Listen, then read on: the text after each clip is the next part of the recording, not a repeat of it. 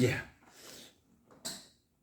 성철 스님께서 날짜로 이야기하면은 한 80일보다 약간 적은 한 78일 정도.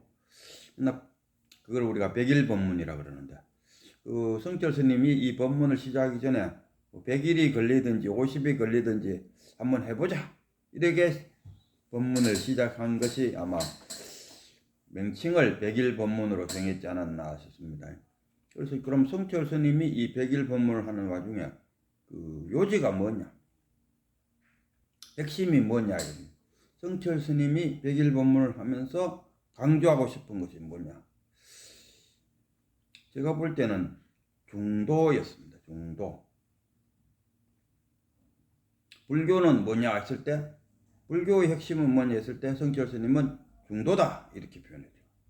그리고 그 중도를, 그 불교는 중도다라는 것을 말하기 위해서, 증명하기 위해서 이 성철 스님은 정말 그 대학자이듯이 우리가 논문을 쓰면은 그 참고 문헌을 다 일일이 밝혀야 그 표절이 안 되지 않겠습니까? 그 참고 문헌을 밝히지 않고 마치 그 말이 자기 말인 양 적으면은 우리가 그걸 옷에 그 대학 뭐 석박사 논문을 우리가 표절되었다. 그러나 그 밑에다가 그 자기가 참고한 문헌들을 쫙 밝힘으로써 나는 이러이러한 이론들을 끌고 왔어. 그래서 내 이론을 이렇게 말한다. 이런 식으로. 근데 성철 스님은 아예 자기 말을 하지 않았어요. 딱 참고 문헌을 갖고 와서 여기는 이렇게 말하고 저기는 이렇게 말하고 여기는 말을 그러니까 쉽게 말해서 하엄경, 법화경, 뭐 금강경 이런 데서도 다 중도가 있다. 그래서 불교는 중도다. 이렇게 그 부처님도 그러지 않습니까? 부처님도 49년 설법을 했지만 나는 한마디도 설한 바가 없다. 그는 뭐냐? 자연의 이치를 내가 전달해 줬을 뿐이지 내가 만들어갖고, 12연기도 그렇지 않습니까? 12연기법. 이것 또한 내가 만든 것이 아니고 내가 와서 보니까 내가 오기 전에도 있었고 내가 간 이후에도 있을 것이다. 나는 단지 존재하는 것을 전달했을 뿐이지 내 말은 한마디도 하지 않았다. 지금 성철 스님도 이 중도를 말하면서 이거는 내 말이 아니고 경전에 그렇게 기술되어 있다. 그래서 불교는 중도다. 그래서 성철 스님이 가장 처음으로 부처님이 오비구를 찾아가서 초전 법문을 할 때 여기에 중도가 나온다. 그래서 오비구를 만나갖고 내가 중도를 깨쳤노라. 그래서 너희들도 깨달음을 얻어라 하는 차원에서 이제 사성제도 설법하고 팔정도도 설법하고 12연기도 설법했다 아닙니까? 아마 그 부처님께서 깨달음을 얻으신 이후로 7군데를 옮겨 다니면서 생각했다 아닙니까? 그래서 자기 자신이 깨치심을 확실히 알고, 그러면 이 깨침을 어떻게 다른 사람한테도 전해줄 수 있을까? 어떻게 이 다른 사람도 깨닫게 해줄 수 있는가? 그 방법 중에 쉽게 불교에서는 이걸 방편이라고 그러죠. 방편으로 사용한 것이 12연기요, 팔정도, 사성제, 중도를 이야기하는 거죠. 이 하나의 방편으로 사용했다. 그래서 부처님은 그걸 열심히 설법하고, 그 부처님이 이제 열반에 드니까 원시불교, 뭐 근본불교, 원시불교가 지나가고 그 다음 부파불교가 나타났다. 부처님이 돌아가시면 부처님이 깨달아야 된다는 그 깨달음에, 거기에 그 궁극적인 목적을 주지 못하고 부처님이 해놓은 계율, 뭐 경전, 뭐 논서, 뭐 이런 데에 매달려 갖고 쉽게 말하면 새로운 안내 책자를 만들어내는데 관심만 가지고 있었다. 그래서 이게 더 좋은 안내 책자다, 저게 더 좋은 안내 책자다, 이렇게 하고 앉았다. 그러다가 이제 그 AD 한 150년경에 중노, 중간학파가 나타났다. 용수보살. 용수보살에서 다시 우리가 부처님으로 돌아가자. 불법으로 돌아가자. 그게 한 600년, 부처님 돌아가신 이후에 한 500년으로 봐도 되고, 600년으로 봐도, 우리가 다시 부처님의 중도로 돌아가자. 그래서 중론학파가 생기고, 그 후에 또한, 그러니까 부처님은 내가 뭐냐 했을 때, 색, 수상행, 식이지 않습니까? 그래서 유식학파가 또 생겼어요. 한 150년 후에. 무착이라는 분의 무착보살. 그래서 이 식, 그리고 식이 생긴 말에 6식, 7식, 8식 뭐 이렇게 나오지 않습니까? 그래갖고 이 성철 스님은 부처님에서부터 쭉 이제 그 경전을 다 이제 통달을 하셨겠죠. 통달해 놓고 보니까 남방불교에서는 부처님이 살아생전에 설한 거, 암경, 암경하고 반등경입니까? 반등경. 그 아함경만 부처님 살아있을 때 설한 것만 그때는 이제 구전으로 전했죠. 책이라는 게 없으니까. 구전으로 전해오던 그 한 이제 부처님 사후에 아소카 왕이 나와서 아소카 왕이 탑을 쌓았는데 탑 밑에 글자가 있는 걸로 봐서 그 당시부터 이제 아마 문자화 시키지 않았을까. 그래서 그 아함경까지를 부처님이 살아생전에 설한 거니까 이것이 불법이고 나머지는 아니다. 그래서 그 남방불교는 우리가 소승불교라고 그러죠. 그럼 대승적인 차원에서 반야신경 나오고 반야경 나오고 그 다음에 아함경, 법화경 뭐 이런 책들이 쫙 나왔다 않습니까? 그럼 그 대승경전이라. 그래서 그 남방불교에서는 이 대승경전은 부처님하고 아무 관계없는 그냥 일개 한 스님이 지은 책에 불과하다. 그래서 그걸 배척하고 있어요. 근데 우리 그 성철 스님이 이 책을 쫙 읽어보니까 그 안에 공통점이 있다. 만약에 그 기독교도 그렇잖아요. 기독교도 뭐 대구만 해도 한 500개 파가 있고 뭐 수도 없는 전 세계에 보면 무슨 파 기독교가 쫙 있다. 그러나 그 기독교 속에 뭐가 있습니까? 예수님은 들어있다 아닙니까? 기독교로 하면서 예수님이 없는 기독교가 기독교라고 말할 수 없다 아닙니까? 그와 같이 우리 불교도 뭐 소승인이 대승인이 할 것 없이 또 소승경제인이 대승경제인이 부처님 돌아가신 이후에 1000년 후에 부처님 돌아가시고 1000년 후에 만들어진 경전. 이것도 그 안에 뭐가 있냐 했을 때 그 안에 중도가 있으면은 부처님의 말씀이다. 부처님이 오비구를 만나서 가장 첫 번째 설한 것이 중도. 나는 중도를 깨쳤노라. 그래서 성철 스님이 쫙 읽어보니까 모든 경전에 중도가 있고 중도가 없는 이 경전은 이거는 불법이 아니다. 뭐 소승이고 대승이고 할 것 없이 이거는 불법이 아니다. 아예 불법이 아니다. 그 중도가 뭐냐? 그 성철 스님은 이 교학적으로 말하면 상차상조, 양극단을 없애고 또 양극단을 서로 비춘다. 양극단을 서로 비춘다는 건 뭡니까? 중생 속에 부처가 있다. 번뇌 속에 열반이 있다. 양극과 극을 서로 조화시킬 수 있는 능력, 그게 중도고. 상차라는 것은 어느 한 변에 있다 없다에 매달리지 않는 것. 우리 그 부처님이 처음에 그 대중들한테 설법을 하는데요. 가장 먼저에서 그 암경에서는 있다에 그 방점을 찍었다 아닙니까? 네가 열심히 살아서 착한 일을 하면은 극락세에 가고, 네가 나쁜 짓 하면은 지옥에 간다. 뭐 이런 식으로 설법을 했다 아닙니까? 그 있다 없다에 그러다 보니까 너무 거기에만 이제 치우쳐 있으니까 이제 뭘 했습니다. 그 공을 이야기했죠. 무아. 부처님 시대는 무아. 무아를 제법 무하다. 그 고정된 실체가 없다. 그래서 공이다. 모든 것이 공하다. 공한데 굳이 있다 없다에 논하지 말고 공함을 알아야 된다 하니까 이 공을 그 무기공으로 받아들이는 사람들 있어요. 공하면은 공 속에는 가득 차 있을 수도 있고 텅 비어 있을 수도 있고, 공 속에 반야의 지혜가 나와서 안욕따라 삼막삼보를 넣는다 이거 아닙니까?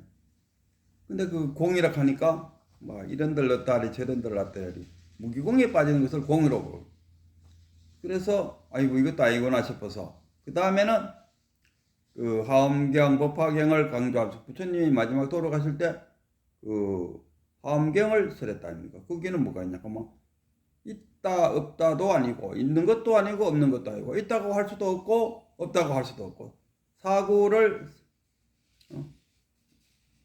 사구백비 우리가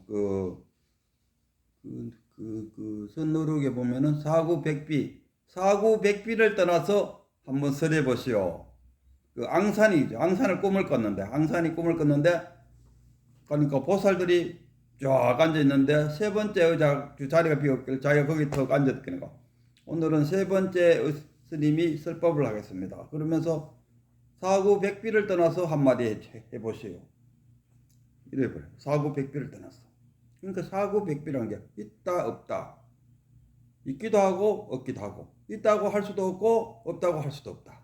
이게 어떤 변에 매달리지 않는 그 쪽에서 말하면은 교에서 말하면은 상차 상조고 선에서 말하면 진공모유 이거 알겠습니까? 그러니까 어느 변에 매달리지 말고, 그러니까 그 회능도 그렇잖아요. 회능도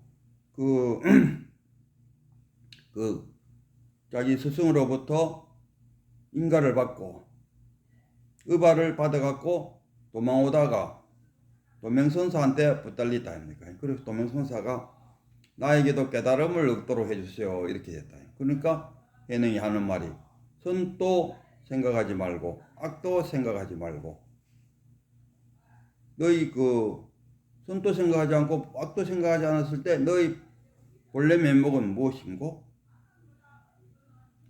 상차했을 때 그때의 너희 본래 모습은 무엇이냐? 거기서 탁 깨달았다 이런 이야기입니다.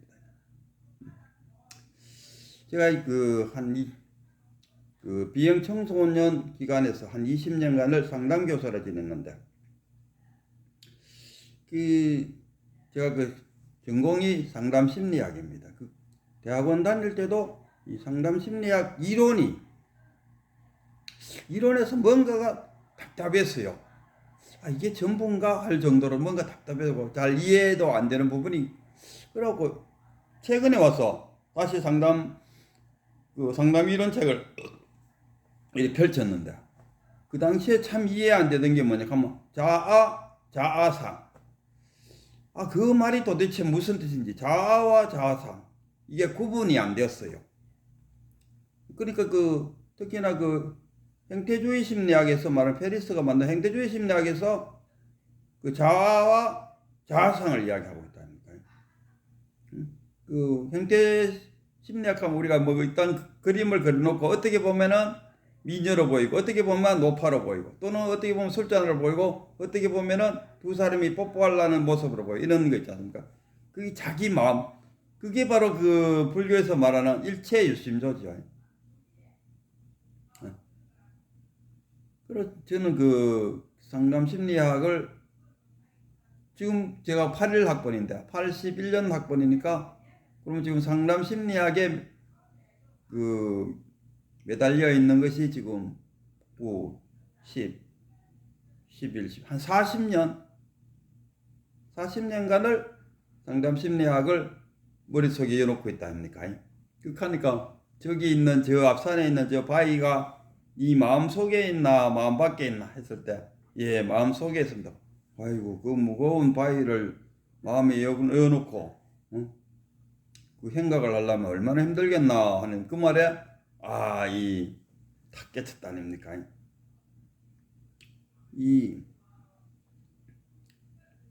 이 마음이란 게 있나 이거라 이제는. 그 어느 서적에 보니까 속 들어오는 말이 생각 속에 마음이 들어있다. 생각 속에 마음이 들어있다 이러더라고. 그럼 생각이 없으면은 마음도 없는 거죠. 생각 속에 마음이 들어있다. 그렇잖아요. 모든 게 내가 생각하지 않는 것은 마음이 담기질 않잖아요. 그럼 생각이 없다는 것은 지금 내 마음이 없다는 거죠. 그 마음이란 것은 세식으로 이야기하면 참나가 되겠죠. 생각은 뭡니까? 그 참나가 그러니까 지금식으로 말하면 우리가 깨닫는다 했을 때 참나와 자아로 구별하지 않습니까? 참나와 자아. 자아가 뭐냐 했을 때 와상, 인상, 중생, 수자상 쉽게 말하면 번뇌망상이잖아요. 그러나 참나는 본래 그 자리, 생각하기 이전의 그 자리. 그러니까 달리 말하면 배우기 이전의 그 상태야. 저는 이런 또 생각해요. 산속에 사는 다람쥐나 참새나 할 것 없이 태어나서 분명히 그들은 배운 적이 없어요. 부모로부터 배운 적이 없어요. 그 새를 말하면은 새들은 둥지에서 그 어미로부터 먹이를 먹다가 기어다닐 힘만 있으면은 둥지에서 툭 떨어져 나와갖고 기어다니면서 자기 스스로 성장해 간다는 거예요. 우리는 새가 날아다닐 때까지 어미가 먹이를 주는 거라 생각하는데 그렇진 않는 것 같아요. 산에 가보면은 아마 걸어다닐 수만 있으면은 둥지에서 내려와서 자기들이 걸어다니면서 먹이를 찾는 것 같아요. 그러다가 어느 때가 되면은 자기 어미처럼 새집을 지어요. 새집을 이렇게 들다 보면은 아주 정교해요. 정말 우리 인류 목수도 그렇게 지을 수 없을 정도로. 그러면 이 새가 배웠나? 안 배웠다는 거. 그게 뭡니까? 배우지 않아도 아는 것. 그게 본래라. 그게 참나라. 우리가 잠 오면은 잠자야 된다는 거 배워서 잠잡니까? 목마를 때 물 마시는 거 배워서 목마를 때는 너가 물을 마셔야 된다. 배워서 알았는 게 아니다. 아닙니까? 배워서 안 것이 아니다. 저절로 알게 된 거. 그러니까 돈을 많이 모아야 된다. 이거는 배운 거예요. 이게 자아고 배우지 않고도 아는 것은 참나다. 이런 거 알겠습니까? 근데 저도 이 참나라는 존재를 알기 전까지는 상담 심리학에서 말하는 자아와 자아상. 도저히 구별이 안 됐어요. 그러나 이제 그 참나와 자아를 구별할 능력이 생기니까 자아와 자아상이 구별되더라고요. 그래서 그 상담 심리학자의 이 이론 창시자 경태주의 심리학은 페리스라는 분이 창시했는데 이분도 그러면 불교를 배웠나? 내가 생각할 때는 우리가 말하는 불교, 경전을 읽어보지 않아도 이 불법이란 것은 자연의 이치지 않습니까? 그래서 이런 사람들, 상담 심리학 이론을 만든 사람은 자연의 이치를 터득했다. 터득하지 않고 어떻게 불법과 같겠습니까?